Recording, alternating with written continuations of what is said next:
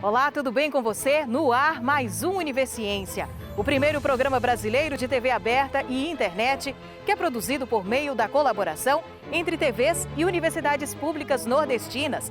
Aqui a gente acompanha as pesquisas científicas que são produzidas no Nordeste brasileiro. Vamos conhecer os destaques de hoje?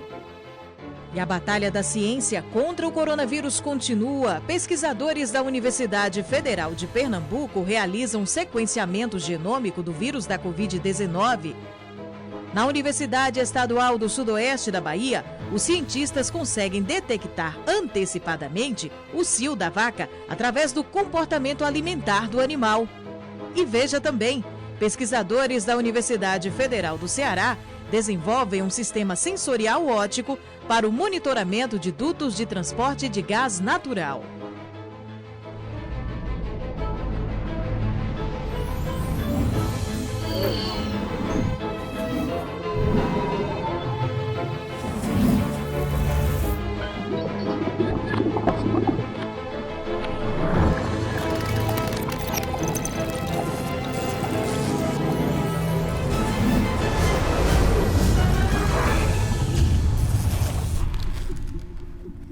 Depois de mais de um ano de pandemia, é difícil encontrar alguém que não contraiu o vírus da Covid, não é verdade? Mas agora a questão vai mais além. Você conhece alguém que contraiu o vírus 2 vezes? Os registros de reinfecção levaram cientistas da Universidade Federal de Pernambuco a estudar o sequenciamento genômico do vírus. A princípio, conclui-se que existem diferentes tipos de cepas circulando no estado. E o que isso significa? Qual a importância dessa pesquisa no combate à pandemia? Vamos entender? O coronavírus mudou totalmente nossa vida, não foi? A gente teve que se adaptar a essa nova realidade e entender como um vírus se espalha.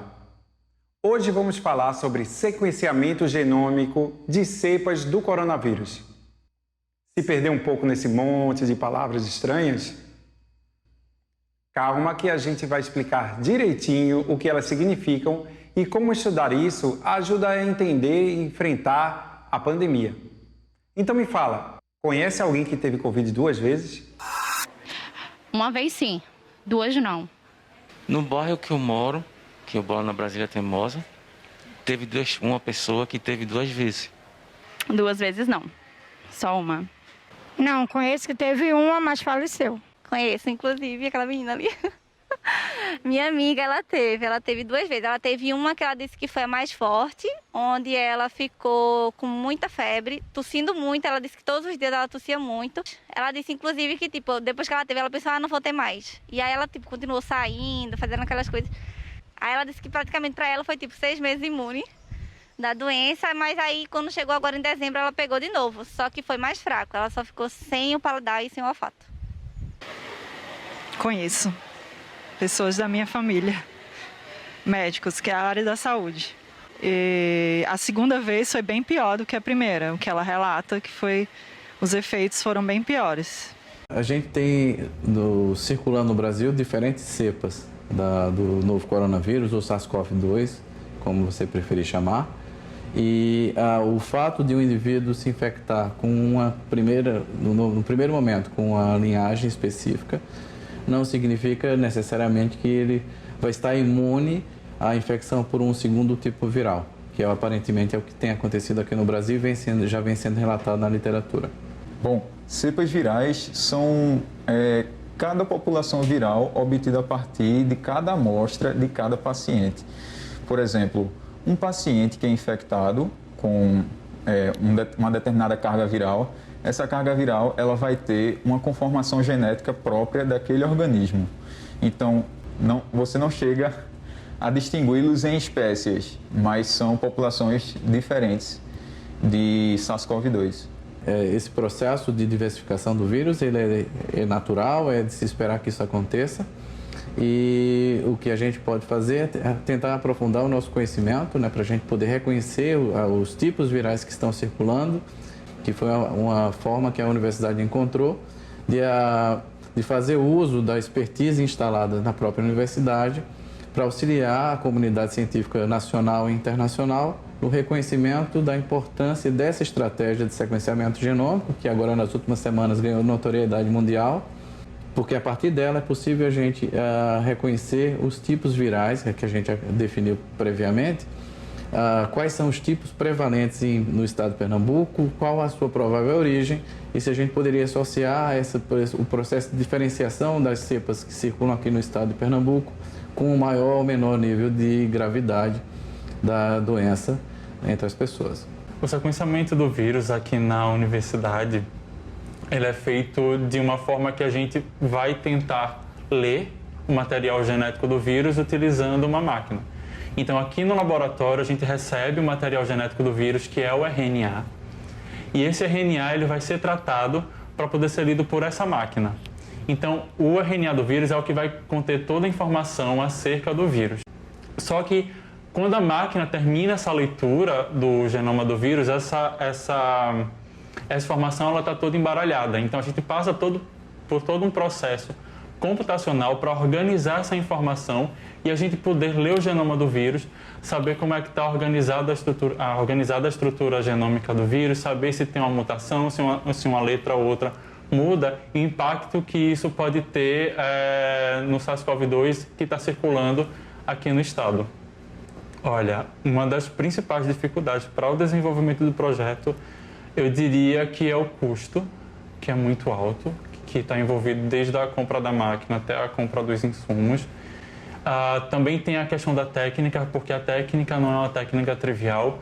Antes da gente começar a sequenciar o SARS-CoV-2 aqui no laboratório, a gente passou por um treinamento com a empresa.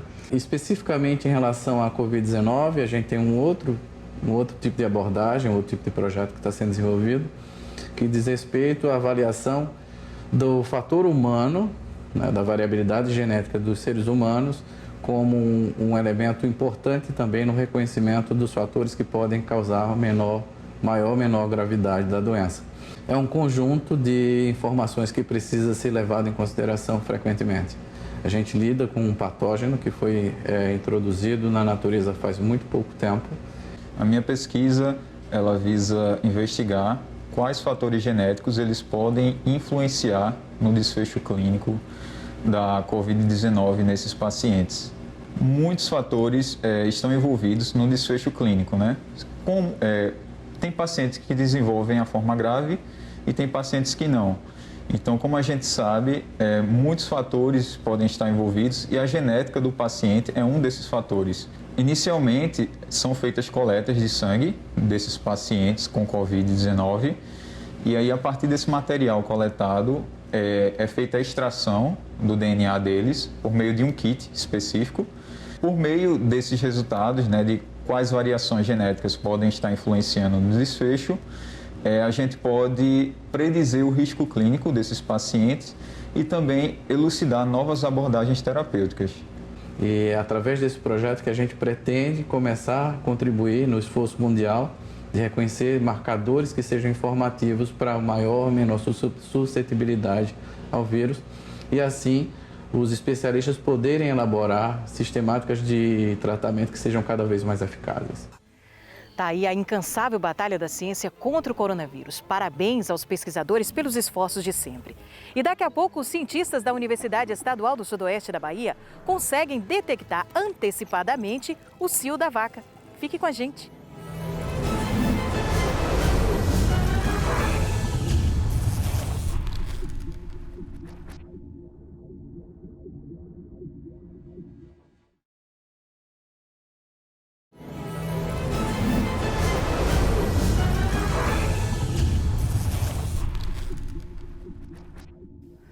Identificar o cio da vaca ajuda muito na reprodução do rebanho e, claro, melhora o desempenho econômico dos produtores. Uma técnica comum é a observação visual. Mas os produtores sabem que a estratégia pode ser falha e assim comprometer a produtividade animal.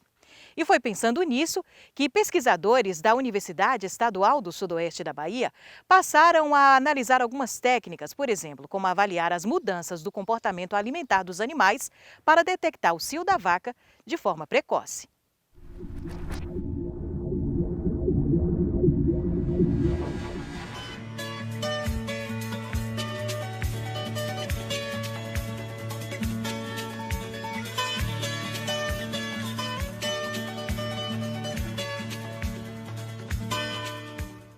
A pesquisa ela surgiu em parceria entre a UESB, a Embrapa Gado de Leite, a Universidade Federal de Minas Gerais e a Universidade de Wisconsin.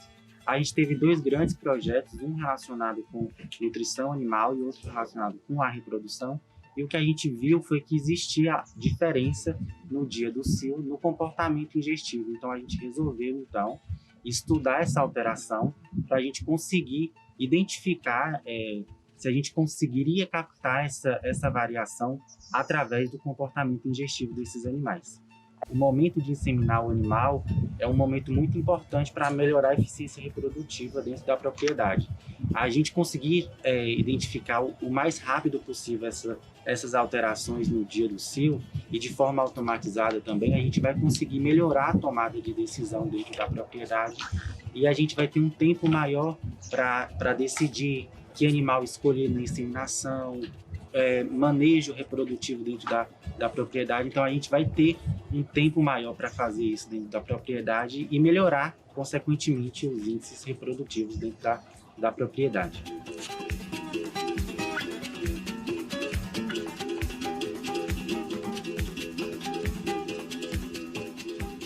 A princípio, a gente teve a observação visual como padrão ouro, digamos assim, que foi a forma que a gente identificava dentro das novilhas o momento em que a novilha estava em cio, e a gente teve o monitoramento contínuo do comportamento alimentar desses animais através de coxos eletrônicos.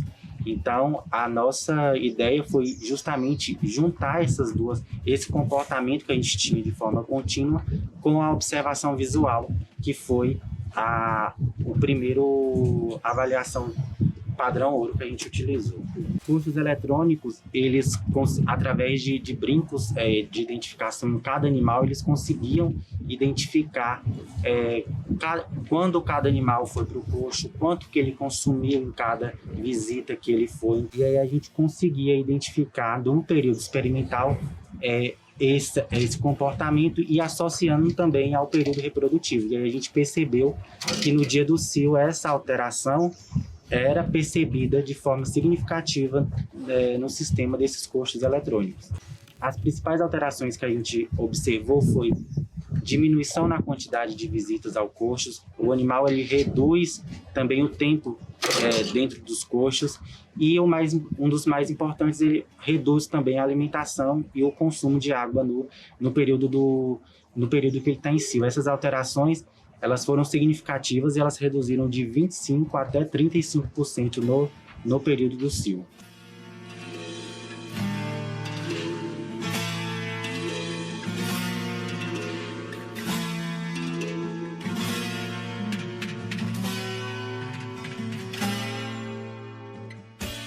O período reprodutivo cio da vaca ele vai durar em torno de 18 a 21 horas, então é um período mais curto que precisa ser identificada essas alterações para que o animal que a gente possa conseguir inseminar esse animal no período correto, para que ela possa gestacionar e emprenhar e, consequentemente, entrar no período de produção de leite. Essa pesquisa ela foi realizada na Embrapa Gado de Leite, em Coronel Pacheco, e teve todo esse suporte tecnológico. Foi uma equipe multidisciplinar associada a essa pesquisa. Então, a gente teve pessoal da área de nutrição, da área de reprodução, da parte de TI também, para poder fazer os modelos matemáticos. Então, todo esse pessoal foi fundamental para a gente conseguir fazer esse trabalho. A parceria com a Universidade de Wisconsin, ela veio através da necessidade de inserir a inteligência artificial no nosso trabalho. Então, a gente tem um laboratório lá do professor João Dória que colaborou com a gente, que foi fundamental para a gente conseguir identificar essas alterações e provar de forma científica todas essas mudanças.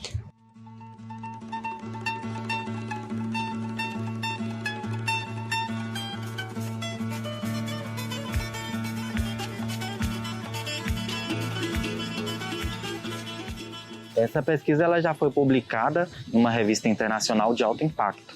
Então isso é muito significativo para a gente como pesquisador. Ela vem trazer uma evolução, né, de onde a gente já pode chegar, e a junção de duas outras atividades, tanto reprodutivas como de consumo alimentar, juntando, fazendo, extrapolando, né, duas áreas e chegando numa conclusão que foi bem significativa para a pesquisa. Se a gente pensar na eficiência reprodutiva e produtiva do animal, a vaca ela dá o retorno para a propriedade a partir do momento que ela começa a produzir leite. Então, a gente aumentar essa eficiência reprodutiva dentro das propriedades e a gente aumentar a lucratividade do sistema. Então, os animais, esse encurtamento e essa tomada de decisão antecipada é de extrema importância, considerando as grandes fazendas produtoras de leite, onde fica dificultoso a identificação do cio desses animais. Essa pesquisa ela vem como base científica para poder lançar no mercado um equipamento ou até renovar novos equipamentos para poder identificar esse cio de forma automática e melhorar a eficiência reprodutiva dentro das propriedades. A princípio, como é um projeto que visa fazendas com grande quantidade de animais, os médios e grandes produtores são os que mais serão beneficiados, porque a tecnologia ela precisa ser inserida, principalmente nessas fazendas que a gente tem um volume de animais um pouco maior e que o controle reprodutivo ele se torna mais dificultoso no dia a dia dentro da propriedade.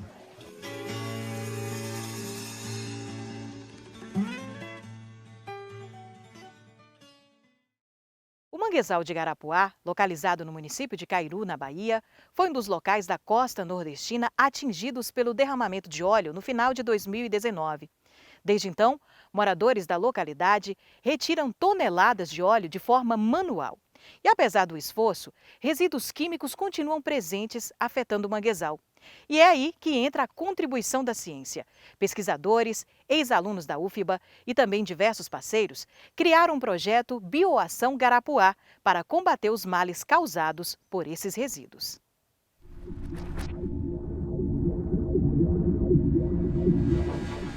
O manguezal de Garapuá foi um dos locais atingidos pelo derramamento de óleo na costa nordestina em 2019. Ainda hoje, substâncias químicas continuam presentes nas águas do Garapuá, prejudicando o seu ecossistema. Para acabar com esses resquícios, a produtora cultural Lívia Cunha e o jornalista Vitor Uchoa idealizaram um projeto Bioação Garapuá, que tem como objetivo restaurar o manguezal utilizando a fitorremediação, processo patenteado pela UFBA.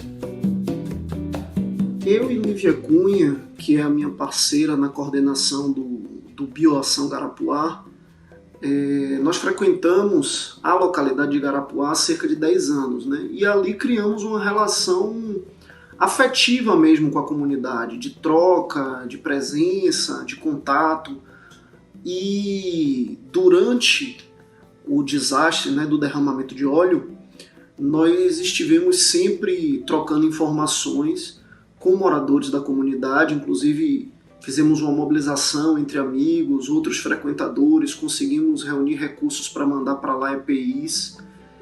E aí, no momento que surgiu a oportunidade de propor um projeto que visasse a mitigação dos impactos dessa tragédia, logo a gente pensou na aplicação desse método desenvolvido por professores da UFBA. Esse é um projeto voltado para a recuperação de manguezais impactados por petróleo, né? Resultado de um esforço aí do grupo de trabalho de mais de 10 anos.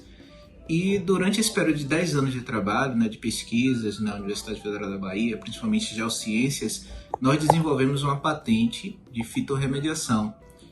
Basicamente é um sistema que utiliza plantas capazes de remover poluentes presentes em sedimentos e águas, principalmente poluentes do petróleo. Esse sistema ele simula a hidrodinâmica de um ambiente de manguezal e dessa forma a gente consegue visualizar a atuação das plantas e dos micro-organismos. Essas plantas inicialmente elas são cultivadas em laboratório, né, aclimatadas, digamos assim, nesses sistemas e em seguida essas mudas, essas plantas são inseridas na área que sofreu derramamento de óleo. Em campo, nós iremos monitorar a atuação dessas plantas já aclimatadas em laboratório, que irão remover os poluentes que foram derramados nessa área de manguezal durante o acidente de 2019. Manguezais são ecossistemas costeiros de relevada importância, pois suportam uma rica diversidade de fauna e flora e agem como berçário de organismos marinhos, além de desempenharem fundamental papel na exportação de matéria orgânica para os estuários. Com relação à pesca, o manguezal e outros ecossistemas costeiros produzem mais de 90% dos alimentos que o homem captura do mar.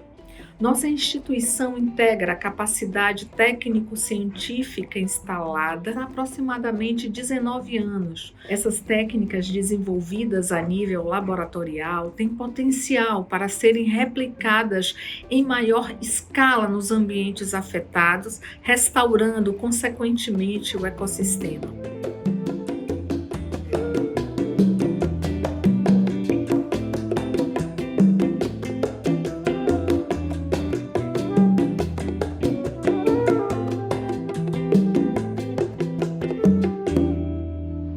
Projetos como esse é que reforça a importância da parceria entre comunidade e ciência.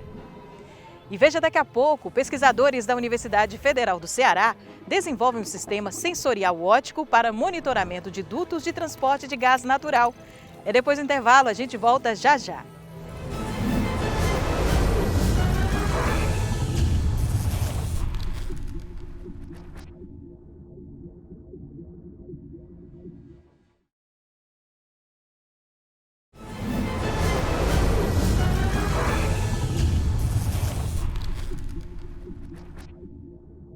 Agora olha só que interessante, pesquisadores da Universidade Federal do Ceará desenvolveram um sistema sensorial óptico para monitoramento de dutos de transporte de gás natural.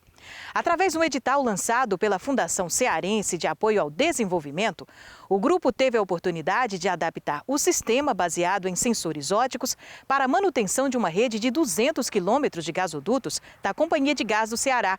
A iniciativa faz parte de um programa que tem o objetivo de estimular a parceria entre universidades e grandes empresas.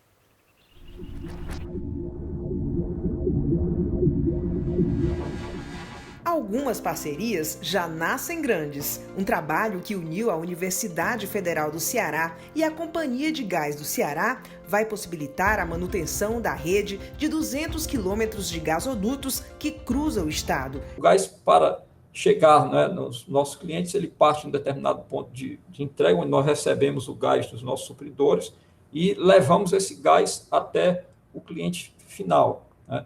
Esse gás ele circula em gasodutos que são gasodutos de aço ou de um polietileno de alta densidade. No caso específico, a gente estava com problemas relacionados a aço. Um dos responsáveis pela pesquisa que desenvolveu o protótipo em fibra ótica é o professor de Engenharia Civil do campus de Russas da UFC, Ezequiel Mesquita, que assina o sistema inovador junto com alunos da UFC e pesquisadores da Universidade de Aveiro, em Portugal. Hoje em dia, como é que é feito? Para você analisar um duto, você precisa fazer um processo de escavação, onde você usa um maquinário pesado, né? Então existe todo um tempo alargado, né, para se fazer uma intervenção. Você escava, depois vai lá, faz os ensaios, né, que precisam ser feitos, analisa, vê se o duto tem alguma falha, algum indicativo, né, de falha, e aí depois volta a escavar tudo isso. Eles tinham esse problema, né? Submetemos nossa proposta, né, que foi para desenvolver um sistema para eles, né, mais baseado em tecnologias ópticas. Nós tivemos a oportunidade de trabalhar com o desenvolvimento de sensores, né, e aí você imagina microsensores, e esses sensores, né, ópticos, na época eu pensei, ok, como eu estou trabalhando, né, com um sistema que ele não passa corrente elétrica por ele, então o risco de explosão, né, de centelhamento, ele é menor. E aí, como eu consigo medir, né, unidades de deformação micrométricas com esses sensores, nós pensamos, por que não tentar utilizar esse sistema de sensoriamento óptico para monitorar esse tipo de estrutura, né, que a Cegás tinha, que no caso são as tubulações de gás. Aluna de Engenharia Metalúrgica no campus da UFC em Fortaleza, Vitória conta como a participação na pesquisa tem transformado a vida dela dentro da graduação. A sensação que eu tenho é que de alguma forma eu tive uma contribuição boa, porque eu melhorei um processo, digamos assim, e isso me dá uma sensação muito boa, me dá um orgulho muito grande, porque ao longo do curso eu desenvolvi várias coisas, eu participei de alguns projetos, mas eu nunca tinha participado de nada tão grandioso. A próxima fase desse projeto será a instalação da tecnologia desenvolvida na pesquisa. Sensores serão instalados em 100 metros de gasodutos da Cegás. Nesse trecho aqui, por exemplo, a 1,5 metro de profundidade, passam gasodutos dessa importante empresa de refinaria de petróleo. Nesse trecho também serão instalados os sensores desenvolvidos pelo UFC. O edital desse projeto foi lançado pela Fundação Cearense de Apoio ao Desenvolvimento Científico e Tecnológico, a FUNCAP, que além de incentivar a ciência, também tem fomentado projetos de inovação em todas as áreas do conhecimento. Qual é a lógica do FUNCAP Conecta? A grande empresa, no caso a Cegás ou outra, ela elenca alguns problemas que ela gostaria de comprar a solução, seja um produto ou um serviço. E aí foi o que a Cegás fez. No primeiro edital, ela lançou 3 problemas.